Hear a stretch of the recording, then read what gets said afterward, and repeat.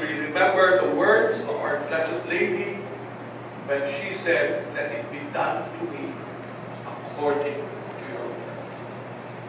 So sin manifested in obedience. And this sin manifested in disobedience is precisely brought about by the concupiscence of the flesh.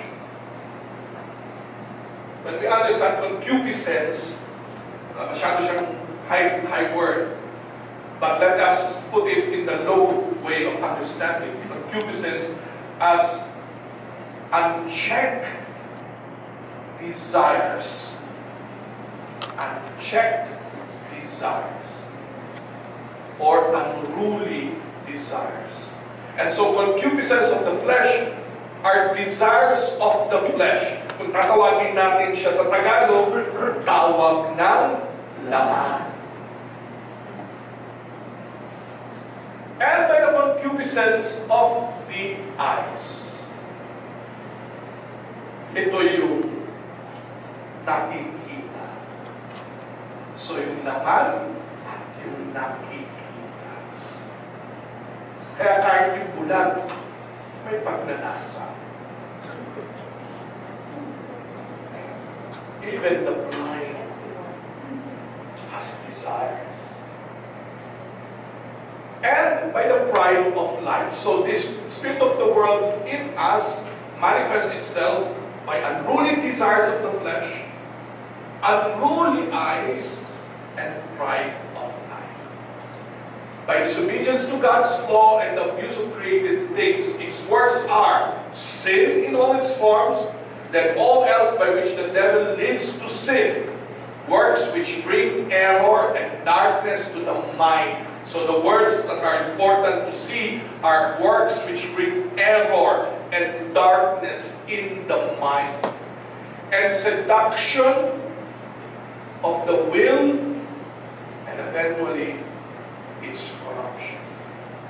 Pag nasasanay tayo sa tawag ng laman at hindi na natin siya nilalabanan, kasi nasagot natin ba't pa siya lalabanan? Mahihirapan ka ako. Sige na lang. Then you now have a corruption of the will. Because now the will is not strengthened by virtue, but rather is always a surrender. Its pomps are the splendor and the charms employed by the devil to render sin alluring. Ano sa Tagalog ang alluring? Ano yung magandang salita ng alluring? Akit. Alindo. Mas malalim, no? Akit ng tao, ng mga lugar, at ng mga bagay. So you get now to see where the devil now works. In the flesh, in the eyes, in the pride of life, in sin, corrupting the will, and then attaching us to things. So kaya kita ulit, the allure of persons, places, and things. Gusto mo makawala sa taong yun, pero hindi ka makawala. Hindi maintindihan kung bakit. Hindi ka makaalis sa tuksong yun, hindi maintindihan kung bakit. The demons of the 8 evil thoughts, allow me to present this to you because we often encounter them in our lives. According to St. Evagrius Ponticus, all demonic thoughts carry into the soul notions of images or sensible things. All demonic thoughts enter through the imagination. Because the imagination is sensible. Naintindihan niyo po yun? You can understand that. We are not angels. Angels, because they do not have spirits, and they do not have bodies, their knowledge do not pass through senses. Our knowledge of things pass through senses. And from senses, imagination. And from imagination, memory. Therefore, all our memories are sensible. They have color. They have feelings. They have taste. No matter, that is why we human beings, the moment it passes through our senses, we never forget. The things that you have memorized when you were in elementary, high school, and college, you have forgotten now. Yes? Because those are very intellectual. But the things that you experience from the senses, you never forget. And that is why when you say, masakit, pinagtaksilan ka, masakit. Pinagpalit ka, masakit. And even that, if that's 30 years ago, you cannot forget. Therefore, human beings are incapable of forgetting. Incapable. No, you cannot forget as long as it passed through, unless grace enters. That is why forgiveness is difficult for us, because we want to forgive like God, who forgets our sins. But we cannot forget.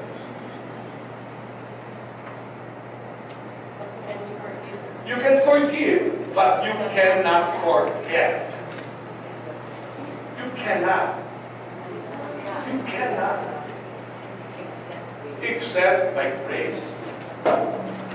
And that is why it is, for human beings, memory needs to be graced by God. Because it is in the memory that things become alive. The memory enters the imagination, and the imagination feelings. Pag naalala mo, makikita mo na naman. At pag nakita mo na naman, mababa na naman sa iyong kalooban. Maalala mo na naman. And that is the reason why, even when you think that you have already been reconciled, sometimes you will dream of it. Mapapanaginipan mo bigla. Maalala mo na naman, bakit ko naalala yun? Tapos na yun eh. See, because your dreams are in your memories. And when you dream, everything's become visible. Okay? May panaginip na ba kayong walang mukha? Lahat meron. That is the reason there. All demonic thoughts, when the devil tempts you in your dreams, they always carry the notion of sensible things or images. And we shall know the demons from our thoughts, and our thoughts we know from things, from objects. So, there are three temptations according to St. Evangelius, and they are classified in this manner. These are the temptations of our Lord actually in the desert, if you remember. Food, power, and glory. And this is also the kind of things that attract us or will make us fall. Gluttony, connected with anything that we could touch with our hands. Gluttony that includes food that we bring to our mouth, wealth we can touch, we can see, and power which we can use to influence. Gluttony, greed, and power. Vainglory. So they come to us in our lives. These three things. Now, of the demons opposing us in the practice of a simple life, we want to be holy, and we understand that when Jesus said, when this young man told Jesus, what must I do to gain eternal life? And the Lord said, follow the commandments. And the young man said, I did all of this. And Jesus said, there's still one thing that you need to do. Sell everything that you have. Follow me. In other words, have a simple life. But the young man left with sadness because he has so many things. So in our desire to have a simple life, there are three demons or three groups that now would attack us. The first is those demons entrusted with appetites, desires of gluttony, wealth. Wealth not only in terms of money, but also the things that you have inside your refrigerator. Those who suggest avaricious thoughts, the desires, kaya inggit avaricious yun eh. Inggit kasi you don't have it, so you want it. Avaricious thoughts. And the third is those who incite us to seek recognition, the esteem of men, and the glory of men. Wealth, power, glory. All other demons follow behind, and in their turn attack those already wounded by the first three groups. In other words, according to St. Evagrius, the first three seeks to weaken you. And when you are weakened, the others will follow. That is why in demonic possessions, there are always many demons involved in a possession, not simply one. There is one in charge, and oftentimes this is the first one that came in, but then there are others that follow. And therefore, when you hear of the gospel story of the demoniac in the Gerasene region, when the Lord asked, how many are you? The demon says, we are legion, for we are many. And in an exorcism, the demons would always respond with a first person plural. We. Hindi kami aalis. Sa amin siya. Pag-aari namin siya. You see the plurality, because it gets to understand this principle, that once you have fallen in one and you become weak, then others will follow.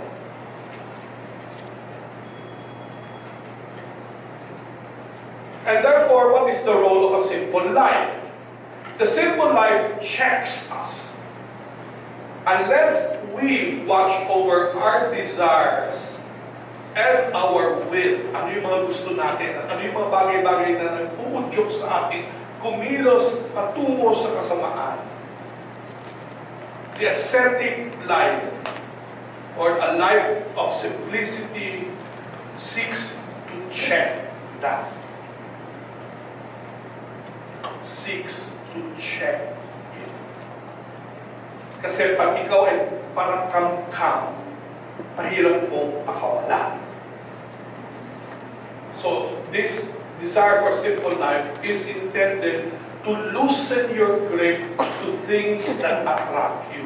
So, fasting of course means separating yourself from food. You eat to live, and you eat to live and not to live to eat. Through long-suffering, forbearance, forgiveness, and acts of compassion. For with these two passions are connected almost all the demonic thoughts which lead the intellect to disaster and perdition. Desire and the weakness of will Yung will, yung will kasi yung nag-uudyok sa atin para kumilos eh. And therefore, that will needs to be strengthened. And so, I present to you the 8 demons of the 8 evil thoughts. But before the 8 demons, I would like to introduce to you 2 accessory demons of life. These are the demons of the watch. They are the demons preparing for attack. They do nothing except to watch. Nakatingin lang sila. One is the deluder, and the other, the dejector. The deluder, or the spy demon, is the demon that just simply looks at you.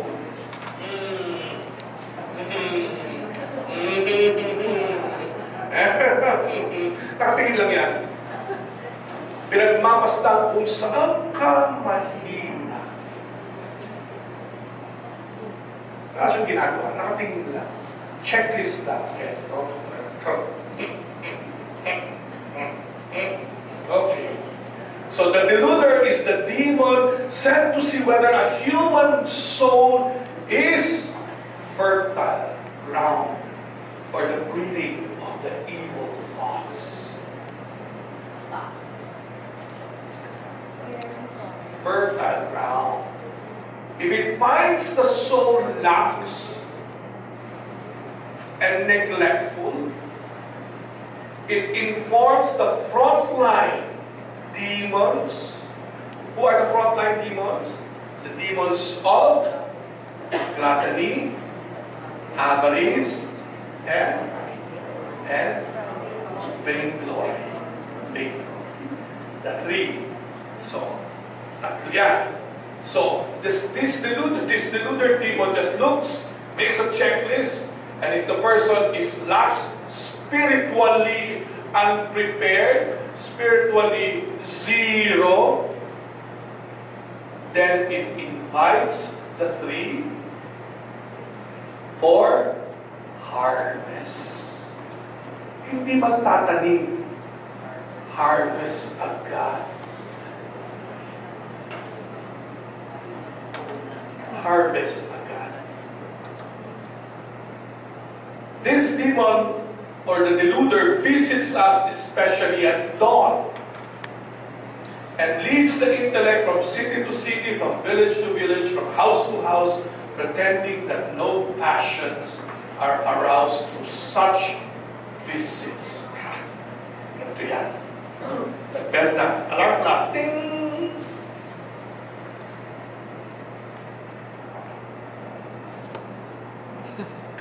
Pilitingin lang sa kisame o sa cellphone niya. Hindi mo alam 20 minutes na nakalipas. Hindi ka pa tumatayo. You see how the deluder worked. Because you were supposed to, the alarm clock, you're supposed to, tayo agad, kasi may pasok ka pa, ligo na, toothbrush na, bis na. 20 minutes. Yung 20 naging 10, naging 30, 1 hour. Late na ako. Tapos na, story na. Magdadasal ako. Kailangan ko magdasal. Mamaya na lang, naintindihan mo ni Lord. Yung mamaya na yun, bukas na. Yung bukas na, nakalimutan na. You see?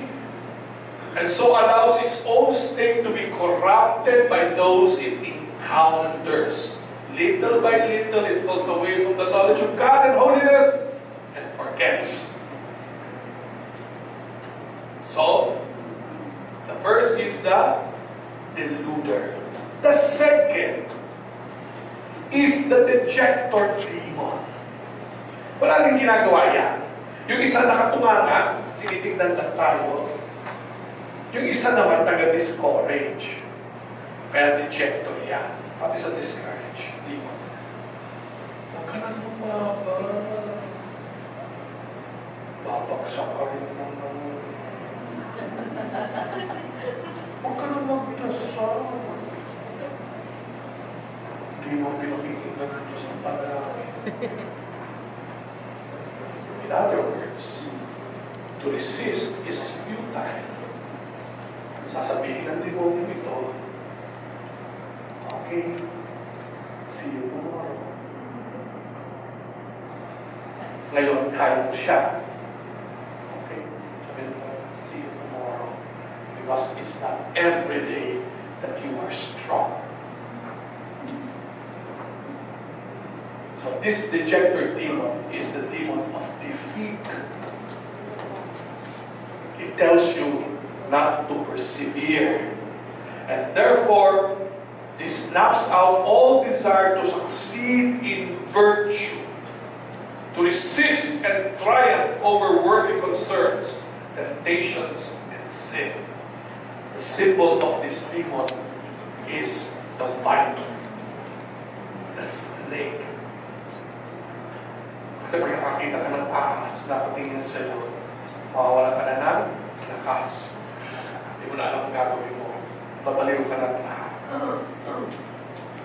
All the demons teach the soul to love pleasure, but only the demon of dejection refrains from doing this, since he corrupts the thoughts of those he enters by cutting off every pleasure of the soul and drying it up through dejection. When the demon remains for longer, he encourages the soul to give up or forces it to run away. This dejector demon tells you, sumuko ka na. Suko ka na. Hindi ka malala. Okay. It's 10:20. We pause for 15 minutes more.